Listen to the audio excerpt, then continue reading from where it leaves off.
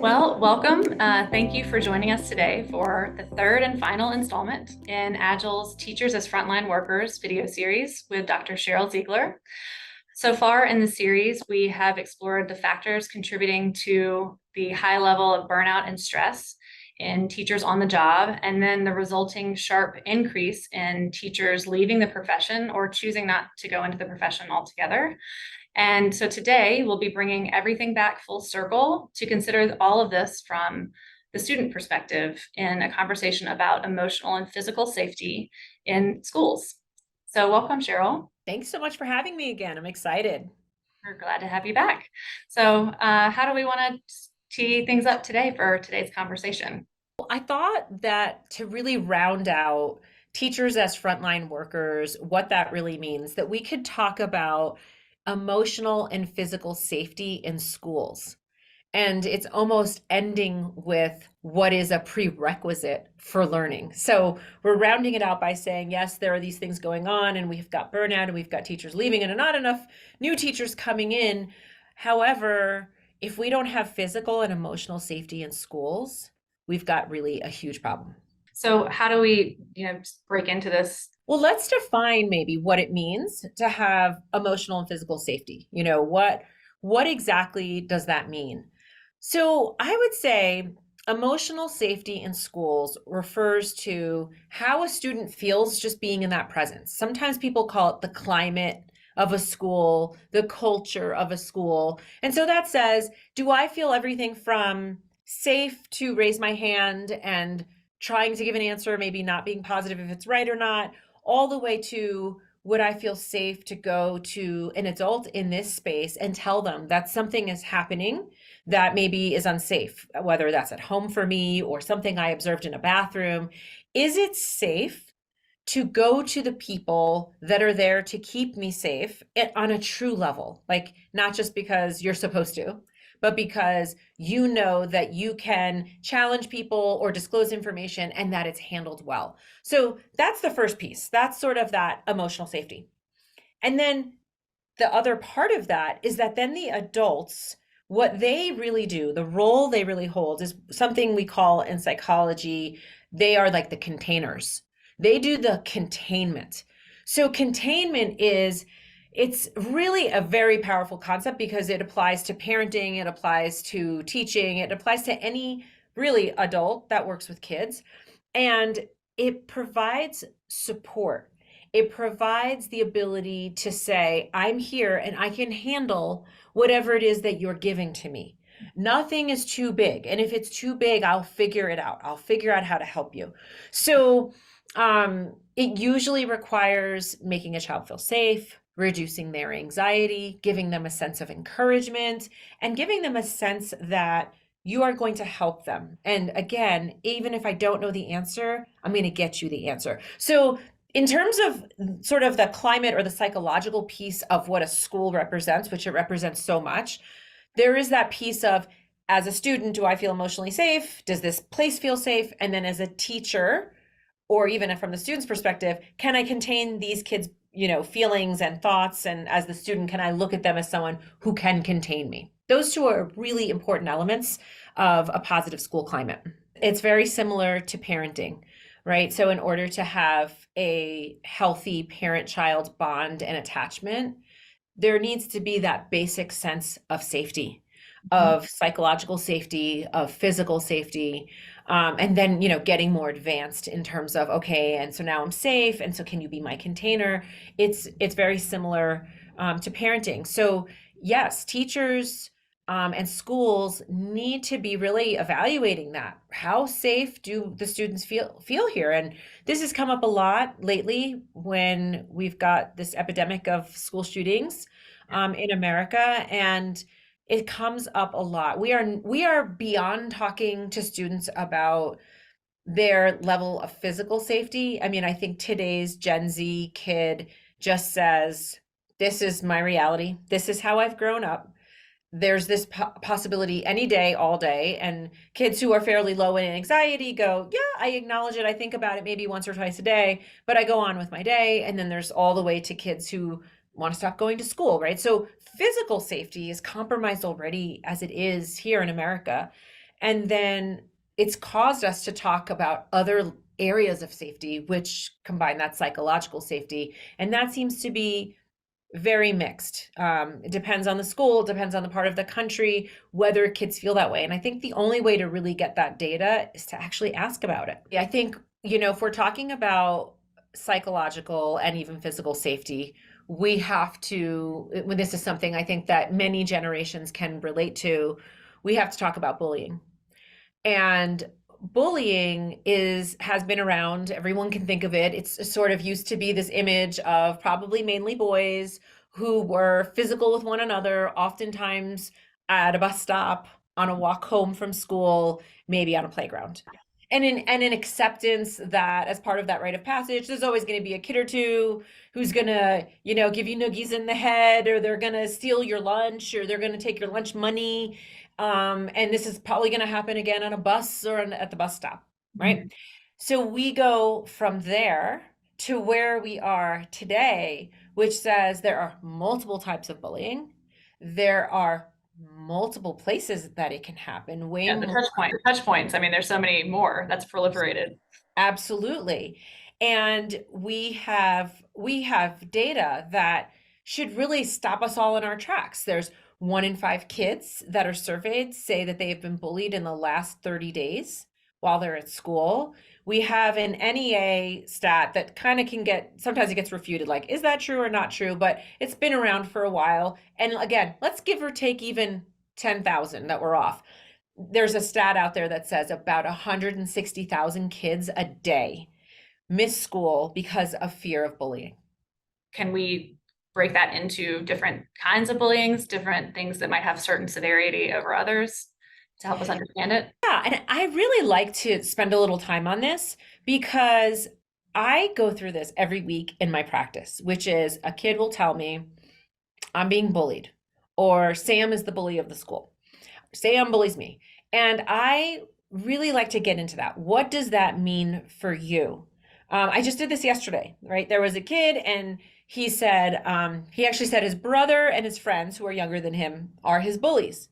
And, the mom's in the room and she's like, what are you talking about? Like, your brother's not bullying you. Like, and he's younger than you. Like, what are you talking about? And they go in my backpack. They steal my baseball cards. They tease me. They make fun of me. They don't include me in their basketball game on the playground, those kind of things. So it was like, yes, there are elements, but and it's not to invalidate. I mean, people who aren't nice to you, that's not a great experience either. But bullying is its own separate beast with its own stats and its own definition. So one commonly accepted definition is that bullying is unwanted, aggressive behavior among school-age children that involves a real or perceived power imbalance. That's really key, a power imbalance. This behavior is repeated or has the potential to be repeated over time. So simply put, a key factor of bullying is I am dominant over you and I have power over you to destroy you. Physically, I'll beat you to a pulp, or socially. If you don't give me that, or if you don't do that, you will have no friends. I will take every one of your friends away. I will spread rumors about you, and no one will ever want to be associated with you. That's bullying. Okay? Teasing. Teasing is different. Teasing is, I'm making fun of you. I'm probably laughing. I might have the intention to embarrass you. May not be repeated over time. Or if you tell me that you don't like that, probably I'll be responsive. Maybe I won't totally stop, but I'll temper it. There's usually with teasing, there is a humorous aspect. Even if it's at the tail end, it's like on the brunt end of your humor. I don't really appreciate that. And if teachers are listening, I want to make this really come to life because I really think the term bullying in some ways gets overused. And the reason why I take it so seriously is because it is such a serious issue. People who've experienced bullying sometimes grow up to be adults and in their 30s, 40s, 50s, they don't forget that. They do not forget the torture that it was to be the victim of so-and-so, being so-and-so's, victim. And so it can be lifelong. It can be traumatic. It can be experienced as a trauma. So it happens often. I want to take it seriously.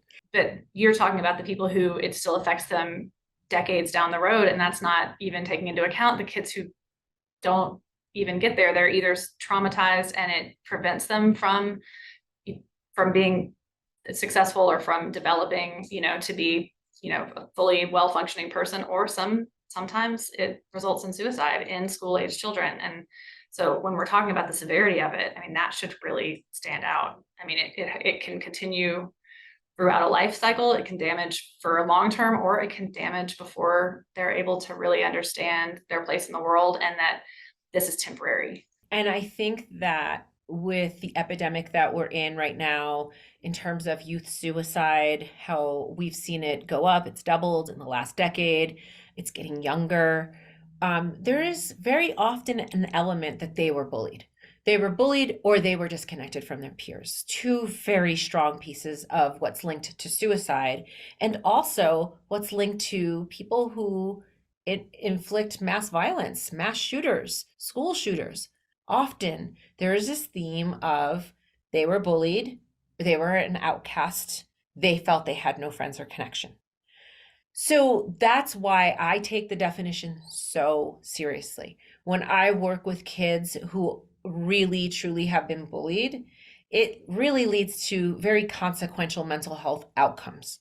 Higher prevalence levels of depression, of anxiety, of social withdrawal, less likely to graduate high school. There's a list of stats that are all really negative that it leads to. And there's also certain demographics in certain places that make you more likely to be bullied, such as identifying as LGBTQ+, in some communities being overweight, in some communities maybe being of color, belonging to a minority status group. So it's really important that we understand who is most at risk. It could be anybody, but who's most at risk?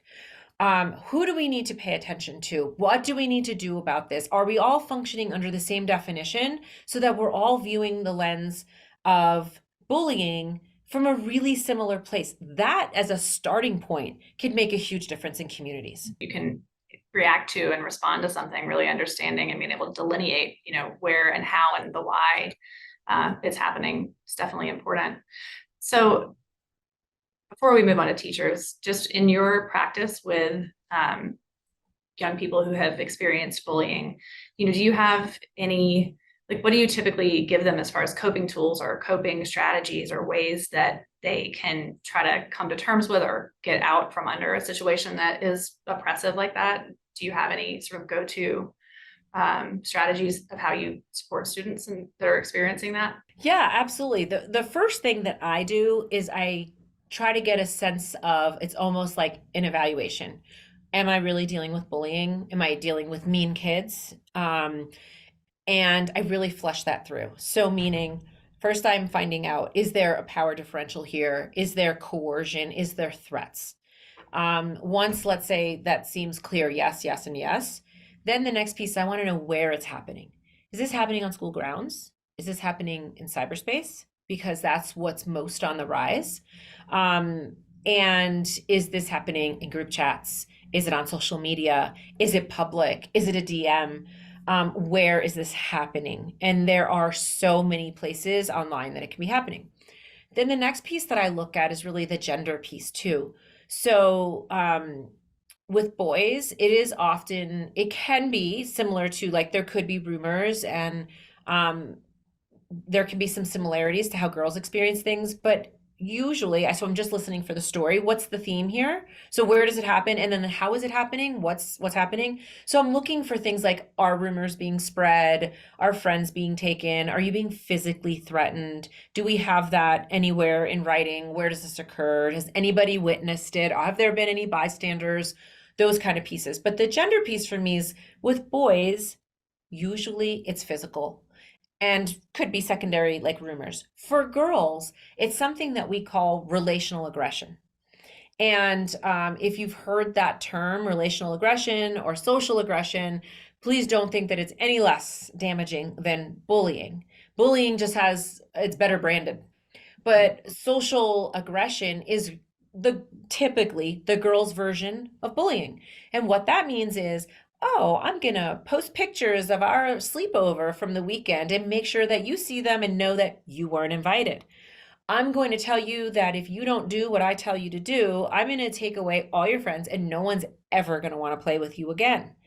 It could be, unless you're nice to me or unless you give me this, I'm not inviting you, to the Girl Scout troop or to my birthday party. So it's really social. It's really about, it's much, boys are usually more in your face. It's more obvious. Girls, it's a lot more coercive, passive aggressive. You could look at maybe one post and say, I mean, how can you be in trouble? She just posted a picture with her and her friends having a sleepover. Like, you can't get invited to every sleepover, right? It starts that way, where you minimize it or you invalidate. It could be a boy, but you typically girls, because it doesn't seem obvious. And this is the point. And they know what they're doing. So I guess I would just say there, if you are in education on every level and any level, you need to know the definition of bullying. You need to know where it's happening. You need to know the dynamics of it, the type. And there's a whole nother piece where you have to find out, well, what are the district's policies? So, of course, you go to your school, you say school policies. My experience is that school policies can be sort of short, brief, generic. If you want something more detailed, it's like good enough, sort of, but it doesn't really usually get into many details. I like to go, I'll start at the school, but then let's go to the district. What does the district say about this? And once you have a sense of what the district-wide policy is on bullying, we start from there. Some districts, and then definitely independent schools, are usually really crystal clear about this. They have policies that if this behavior occurs even off grounds, even on a weekend, even in a group chat, not during school time, still you are a student of the school, still you will be held to these standards. Knowing those policies, having those policies, is essential to the emotional safety and in some cases physical safety of every single student and staff, administrator and teacher in a school. When you're talking about the amount of cyber bullying that happens and thinking from a teacher's perspective and trying to analyze or figure out, the scope of what might have been reported, the container of school is only partial. And so hearing that there are certain policies that do indicate that it's both containers. When you're outside of the official school container, on your social media, those two containers are really the full scope of where the young person is existing, and the bullying that may or may not take place in these walls is still affecting them when they're here and just in their development. Absolutely. And there aren't, as far as I know, as of today, there aren't necessarily federal guidelines around this. So sometimes it's up to the states, and then it's up to the counties, and then it's up to the districts, and even down to the school. It's a macro issue, but often gets funneled down to dealing with very independently and all over the place on terms of how schools address. You have to have a cyberbullying policy. You have to. It's not even an option. But 10 years ago, it was. It was like, oh, what are we going to do? I mean, they weren't even here. They weren't on school grounds. It wasn't during school time. Maybe it didn't come from, let's say, like a school email. It wasn't on a school website. What can we do about it? Well, with the rise and the use of technology so exponentially increasing, you do have to think about those things. And like I said, my experience is that it seems to fluctuate. It's all over the place what schools and districts' policies are around that type of behavior. But I will say, and it's usually given, like sometimes, there's classes like preparing for high school 101 kind of classes that are taught to 8th graders. And that's becoming more and more a part of those kinds of classes. Like, know your school's policy, know it well, because you may be in violation, and this could result in expulsion. This could result in criminal damages. I started teaching a class, a girls, a mother-daughter puberty class 10 years ago. And at the time, I remember giving them examples of things that had happened online, bullying stories. So there was like a phase where there was like, you would post a picture of somebody, let's say on Instagram, And I think this was before Snapchat, or I'm sure this would happen on Snapchat, but like it was on Instagram and it would be a picture of somebody and it would be like a hot or not. Are they hot or not? Remember this? And everybody would be brutal most of the time, right? Like not and big X's and write awful things. Well, there were, and I would use them. I showed them like the clips in the online articles. There were arrests made in those kinds of cases, depending on the state, right? And so I wanted to show them, and this was 10 years ago. This is no joke. There could be criminal charges even pressed. Never mind just what's the school going to do? Are you going to get suspended, detention, expelled? But there could be criminal charges. And I remember at the time when I would teach this class to these girls who were middle schoolers, usually, how it seemed so far-fetched. It just seemed like, oh my gosh, probably where did she get this story? And now if you say that to a kid, they're like, oh yeah, I know. It comes down to each and every school district to decide. But what we, this is just an aspect of it, but I think kids do need to be informed of these kinds of potential consequences, and schools need to be crystal clear on what they do, unwavering. What do you do when something like this happens? And going back to the example of posting pictures and excluding somebody, that's very nuanced. It can be, and certainly isn't criminal, but can be difficult to prove that that's relational aggression.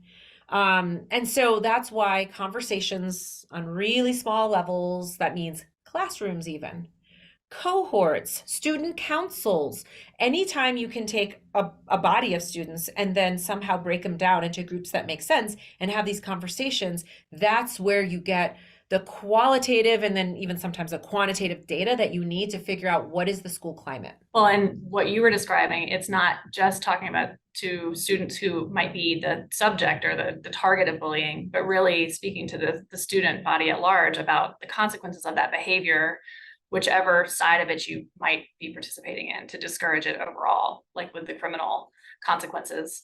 Yes, and you asked me, I got probably on a tangent because it's a topic I'm really passionate about, but you asked me, what do I do with kids, right, that I'm working with who are the victims? And so that's one of the things that we talk about. Were there any bystanders? Were there any upstanders? So when we're talking about bullying and we're talking about how to make effective change, we've known this for a long time. The best thing you can do with bullying is stand up to the bully. I know that's scary. It feels really scary. It can even feel risky. It can feel like, oh my gosh, am I putting either my reputation or my physical safety in jeopardy? But we know through the data that standing up to a bully is effective. We know that all the other kids that are watching, because they know way more than the adults do what's actually going on. We know that teaching kids to be upstanders is incredibly effective for the climate and the safety in a school. And they can do that many ways. So like, I'll always have kids raise their hands and be like, well, could you give an example? Like, what would I do? Because the number one fear, which is the obvious fear, is you stand up to the bully and you weren't even their victim. And now you're their next victim. Now, all of a sudden, out of nowhere, you're the target. So I understand, of course, I understand that. However, sometimes it can be, you just need to disrupt the cycle. So I'll say to a kid, being an upstander sometimes can mean redirecting. Just redirect, oh, we're going to do math now, like just redirecting what they're doing. Sometimes it could be using humor, right? Throw in a joke, lighten the mood up a little bit. Sometimes it can just be saying, hey, whatever, John, come with me, come over here. We're going to be doing this, right? Just getting the person out of the situation. So there are multiple ways of being an upstander. It doesn't mean that you're ready to have a knockdown physical fight with somebody. It means that they know that somebody's watching and somebody's going to say something, and they might even do something. And we need to teach kids as a part of a bullying prevention program how to do that and how to do that safely. And maybe if there's just a kid who's just like, I wouldn't be comfortable doing any of that, then being an upstander means I'm going to go get a teacher right away. So there's a variety of things that it can mean to be an upstander, but we do have to empower our kids and our communities to know that we are not just bystanders. We are all upstanders. We all have the power within us to do something, and it is our call to action to do something. So, we've talked a lot about from the student perspective and tools that you have worked with your patients on to help equip them to deal with scenarios, whether they're the target of bullying or just witnessing it. But what about teachers? Once they have a policy, let's say they do have a very clear and consistently applied policy from their school or their district, how do they take that and kind of operationalize it in the day-to-day classroom? You know what you just said, which sounds like so common sense or easy, like, okay, yeah, once a policy is established. I really want to underscore that.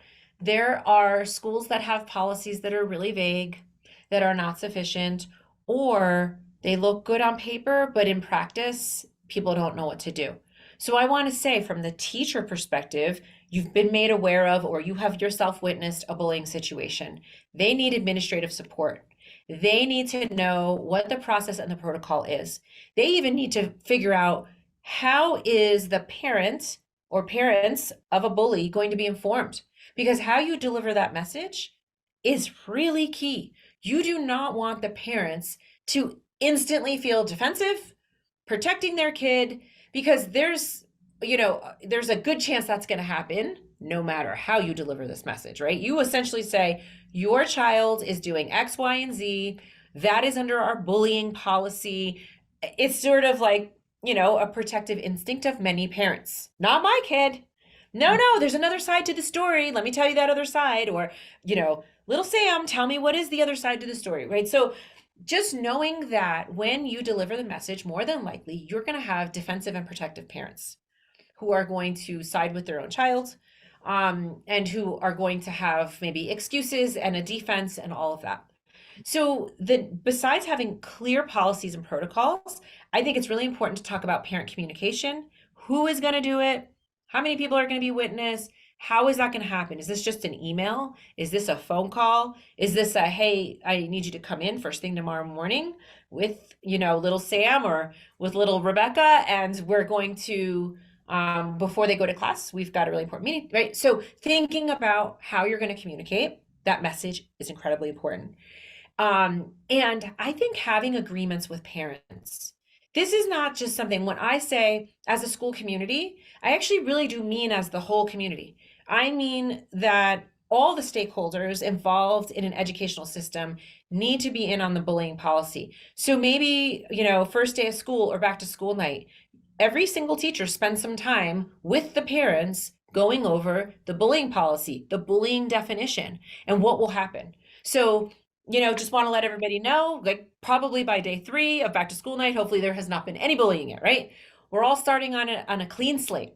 And here's what's going to happen. If we have the observation that your child has been involved in bullying in any way, we are going to X, Y, Z. That is going to be across the board. We are going to be consistent about that. So I think it also sets a really different tone. The way I'm talking, I'm almost role modeling how serious and straightforward I would be, because I want every parent leaving there probably to even sign something tonight. Principal so-and-so reviewed the bullying policy. I agree to it. I agree to do, right? And you sort of sign off on that. It just begins like the trust contract, because the whole point of what we're talking about is building physical and emotional safety in schools. And it even is safe for parents to feel like my school knows what to do, and we're all going to be held to the same standard. And, if it's my child that was bullied, I want to know about that. Like, even the school making a commitment to saying, at any first sign that we get any sense that your child may have been a victim of bullying, here's what we're going to do. Because I will say, from that side of things, I work much more, of course, with kids who are victims of bullying rather than the actual bullies, like probably 20 to 1. It's not very often, but I will say that once every couple of months, a parent will call and say, my kid is a bully. And that's why I'm bringing them in. I want to understand that, but that's rare. Much more likely to get the other side. So I will say, for the teacher side, that communication piece, the policy piece, maybe even a contract piece, do's and don'ts. And now I'm going outside of even bullying, just do's and don'ts of communication. If you have a major thing you're concerned about, please send me an email and we will find time to meet within, 24 business hours, kind of thing. So that there isn't a whole bunch of emailing. We all know, we all say it. Oh, things get lost in translation. Or maybe email wasn't the best way, but I just needed to. No, we all know that texting and emailing there's just too much room for interpretation. And so we want to have face-to-face conversations, much more, at the very least, a phone conversation, so that we are crystal clear with our communication. So just those things that might sound kind of basic or simple are not happening all over the country. And I think if we start there as a foundation, that's how you start building this kind of safe climate and culture. And thinking about just expectations around communication for the adults in the equation that are part of the community of education, that's parents, administrators, teachers, really taking the responsibility to have clarity, and so that that can go as well as possible and ahead of time before things are highly emotional, with either being the parent of the bully or the bully target, making sure that those can be handled as consistently and as effectively as possible, and making sure that, again, the adults in the community are all on the same page so that they collectively can create that environment of safety for all of the students, theirs and all of the students that are going to school with their children. Because even your own child's safety is impacted by all of the other kids and just the tone in the building. I mean, even if they're not being bullied themselves, like that contributes to just the collective sense of safety in a classroom for all of the students. And I think one thing that I've alluded to, what I want to be really clear about, is the only way to get this information, to really understand what is the physical and emotional safety climate of your school, is to do a survey. Have it anonymous. There are ones that are already created, I'm sure, that you could purchase. There's probably districts that have their own. But I would want to do one probably sometime toward the beginning of a school year, maybe not first week, but also not last week. But sometime, maybe in that first quarter of school, and create a student advisory. So there are best practices. What it takes is the effort and, the time. This isn't something that happens overnight, but there could be student advisory councils, and their whole sole purpose, and it doesn't have to be called like the bullying group. It can just be, we are the emotional safety climate advisory group. We are the safety group, whatever you want to call them. And because the students are the ones, they've got all the knowledge. Like, there is somebody who has all the knowledge, it's those students. The quiet ones, the ones that have nothing to do with anything, the ones that aren't involved in it, they all have the data. They all have incredibly important information. And children love nothing more than to feel valued and feel like they have purpose. And so you could have this great diverse group that does, maybe even administers, maybe you create your own, you have a survey, you give it out, you go through the results, and it really starts with them. Something that's very, yes, administration needs to do the policies and all of that side of it. But I think it can really be kids that are the ones who lead, saying things just like kids will say to me, we don't have enough monitors on the playground. So people are so mean to other kids, even if it's everything from bullying, but then down to meanness, down to just kids don't know how to play sometimes. They don't know how to be inclusive. And so if we could have more bodies, okay, well, maybe we can't afford more playground aides. Well, could you get volunteers from your community? Could we double the amount of people, the amount of playground aides, lunchroom aides that there are, and they're trained? So they know what they're looking for. It's not just, hey, I need a warm body to supervise these kids and make sure nobody breaks a leg or jumps the fence. No, this is part of an emotional social safety group. Here are the things you're looking for. You're looking for the kid who's by themselves. You're looking for the kid who's in charge and says, nope, can't play, right? You're looking for the kid who's crying in a corner. You're looking for the girl who's always sitting there just reading a book. And here's some touch points. Here's some conversation starters. Here's how to deal with conflict. So those kinds of things. And one thing I'll say, what I do, I'm constantly researching and reading best practices around bullying and just creating positive cultures in schools. One of the things that's really super important is just teaching people how to communicate. It's really a piece that's missing. How do you be an active listener? How do you do reflection? How often do you meet as groups? And again, how comfortable are people talking within those groups? It's a really key piece to creating the kind of culture that I'm sure every educator and administrator really ideally would like. And your point about, the kids really being the keepers of all of that knowledge. I mean, we hear it from our kids who, haven't been necessarily direct directly bullied, but they'll come home and they'll tell us about the fight at the bus stop and then on the bus. And from the stories we hear, nothing is being done about them. They're just trying to stay out of the way. And our youngest, he's 12, and just a couple of weeks ago, we were cooking dinner in our kitchen, and he was just talking about his day, wasn't bringing it up as a crisis point, but he mentioned he'd had a bloody nose on the way to school that morning. And then he said, and after I went to the bathroom and got it to stop, I didn't clean my nose off. And I was about to say, that's gross. But he said, because if I am walking around the halls with a bloody nose, I'm less likely to get punched in the face. And I almost just collapsed to the floor thinking he didn't even think anything of it. It was just like part of his day as we were talking and making dinner. But the fact that that's just a coping mechanism that he just moved right on, and that was important enough for him to not wash his bloody nose off of his face. I mean, it really was just, it said so much about how much adults probably don't know. And that point you made about more people on the playground, just, some people that are around, because there's just not as much oversight or visibility into what's happening. I mean, that kind of information you can't get from all of the best bullying policies or practices of a teacher in the classroom. I mean, really involving the students who are the people who are impacted by it most, and also the people who know the most and aren't always sharing. I mean, that message resonates with me hugely because, and probably would have less before that. And he might not have ever mentioned that to me. It was just a detail of his day. It's such an important story about your son because, again, the point is he is not a child that, as far as you know, has been bullied or intimidated or mistreated at school, but he's got his armor up, right? He's got his armor up. Oh, this is a good strategy. Oh, look, like I have a bloody nose. People won't mess with me. And so that says something. And I don't know what, right? So if he told me that story as his therapist, I would be really curious about it, right? Always leading with curiosity is an incredible tool for any teacher, for any parent, as opposed to assuming what that meant, or, like we all do, we kind of jump to conclusions and make up a story. Leading with curiosity. Tell me, where did you even come up with that idea? Do you know anybody else who's ever done that? How often do you see violence in your school?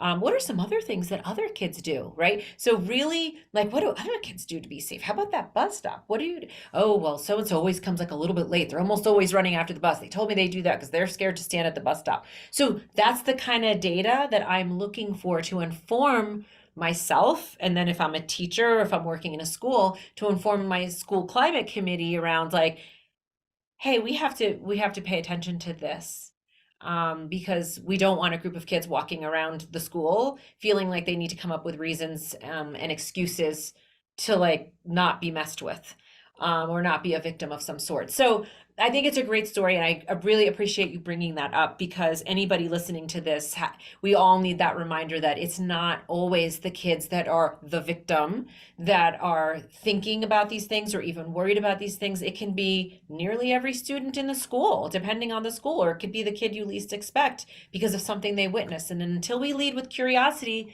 and ask a whole lot of questions and then respond to some of those, can't do everything at once, but letting kids know, we heard you, here are the 5 top concerns in the school. We're going to start with number 1. This has become our priority list, and here's what we're doing. Here's how to keep us accountable. Here's how we're checking in on that. Here's when we move to number 2. Like, that in and of itself provides emotional safety. This is a school where I'm heard. And even if they can't come up with solutions right away, they're working on them. And they're every single month or every other week, they're meeting to discuss this. That makes me feel safe. That is the kind of communication you can provide to students and stakeholders and community members at large that provide some of that dosing of emotional safety that's so incredibly needed in schools today. To the parents who are, again, a critical component of that community, and their openness and willingness to engage and work with the administrators and teachers who are working to get effective policies in place at school. The message of it's not my child, that experience with our youngest, it made that so clear for me. And the reality, even if it's a smaller number of students getting bullied and the bullies themselves, it's affecting the entire climate of the school for all of the students, regardless of if it's your child or not. And back to the beginning of this conversation, that climate is the table stakes for a place where all of the students can learn, your child included. I think you truly summarized that well. Um, and what I would want for anybody listening to this right now to get is that, yes, this is a large problem that has really, it needs little small community decisions to be made. Every community has its unique aspects, but that there's something that I truly believe that every single solitary community member can do, even if it's you can volunteer 1 hour a month to be a playground aide for, the course of whenever recess runs, maybe an hour, hour to an hour and a half, 1 month, one time a month. Maybe you can't do that. Okay, you can you can be the parent liaison for one of the, student board meetings.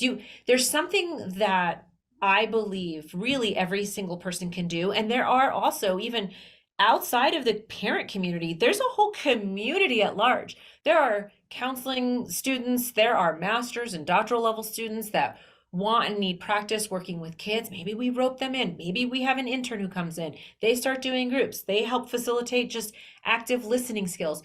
I really implore schools, regardless of where they are, whether you're in an inner city or whether you are in a rural community, to get resourceful. Loop in your entire community. Loop in retired teachers. Loop in just retired people. And everybody needs a purpose. And most people are happy to give back in whatever way they have, their time, their talent, their skill, their desires.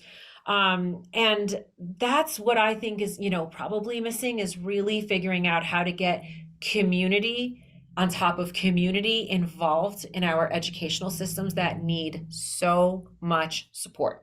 What you just said, that is I feel I want to grab onto that just as a sort of cap off message to this entire series, because we've talked about a lot of big issues, systemic issues, things that can feel overwhelming, and like, how are we going to get to the other side of this and address all of these things that are they have many causes, and just things can feel impossible. And really it's kind of remembering that it's not one person's job to do. It's not the principal, it's not the teachers to figure it out. It's not the parents just to try to make sure their kid can get through school without getting just irreparably damaged, and while also learning. But it's a community responsibility, and it's what will actually make this accomplishable and at the end of the day. And so what could seem bleak in some of the things we've discussed, there are answers. They're not simple, and they involve a lot of different people, but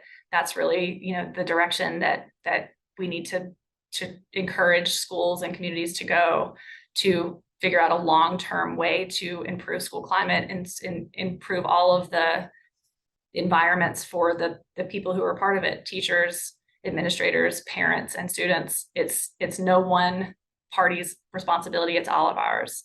And that just, that's just a really important message for, I think, this whole series. It's not on any one person, and it can't be. Couldn't agree more. Well, thank you so much, Sheryl. This has been just an incredible experience for us to get to go through this with you. I've learned so much, and we've just gotten a really great detailed look into this topic of teachers as frontline workers and all of the places in schools that has impact. And you've also given so many just really tangible tools and recommendations, and just sort of your perception that's informed by your practice and your work with school, that I feel is just like things that people can take away to put in practice where they are. So just thank you so much for doing this for us. And we appreciate your time and your wisdom. And before we go, just if you could tell folks where they can find you, and any other parting words you'd like to say. Well, thank you. Thank you for the opportunity to really allow me to share my experiences of seeing teachers as frontline workers. And I think if it were not for the pandemic, right, I'm always trying to find the silver linings, and there have been a couple of silver linings. There's a lot of darkness, and there's a lot of mental health crisis that we're dealing with right now. And even through that, there are some silver linings. And one of them is I think the appreciation and the value of teachers has come to the forefront, even if we don't have great solutions. And even though we have many, many teachers that are reporting that they need additional supports, students need additional supports, there's high levels of burnout, all of those things are happening. I think in general, we as a society have a great appreciation for everything that a teacher represents and everything that the institution of education really means on elementary through high school levels in particular. So I really want to implore anybody who's listening to build upon that. We can't let what is happening, what has happened to us the last couple of years, end with more burnout, less resources, less creativity around solutions. So I know that I feel energized to keep shining a light on the great work that teachers do, on the great burdens that they have, as well as really to say we need to think bigger and we need to think community and we need to think outside of even educational communities and be more inclusive and tap way more into all that, again, from rural to suburban to urban communities have to offer all around them, just right around them, houses and apartments that are all around schools. How can they be a part of the solution? People can find me at drsherylziegler.com, and that's also the handle on my social media. And again, I just really appreciate the opportunity to share all of this with you. Wonderful. Thank you so much. Thank you.